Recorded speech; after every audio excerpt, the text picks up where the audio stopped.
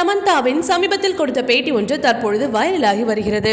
சமந்தாவின் முன்னாள் கணவர் நாகசதன்யா திருமணத்திற்கு பிறகு சமந்தாவிடம் அதை பற்றி கேட்க எல்லா மீடியாக்களும் ஆவலாக இருந்தன. சமந்தா எப்போது எப்படி உணர்கிறார் என்பதை தெரிந்து கொள்ள அவருடைய ரசிகர்களும் ஆர்வமுடன் இருந்தார்கள். இதற்கெல்லாம் தான் சமந்தா முதன்முறையாக மனம் திறந்து பேசியிருக்கிறார். விவாகரத்திற்கு பிறகு சமந்தா சினிமாவில் ரொம்பவும் ஆக்டிவாக இருந்தார். யார் கண் பட்டதோ தெரியவில்லை, அவருக்கு தோல் அலர்ஜி நோய் ஏற்பட்டு சினிமாவில் அவ்வளவாக கவனம் செலுத்த முடியாமல் இருந்தார்.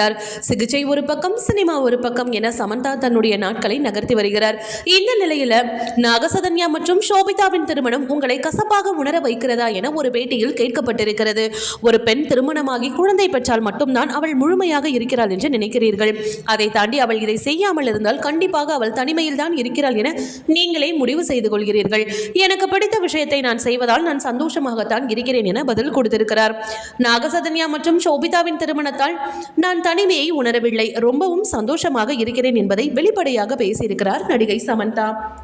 ஓகே வியூவர்ஸ், இது போல சினிமா செய்திகளை நீங்கள் பார்க்க மறக்காம சினி டைம்ஸ் சேனலை சப்ஸ்கிரைப் பண்ணுங்க.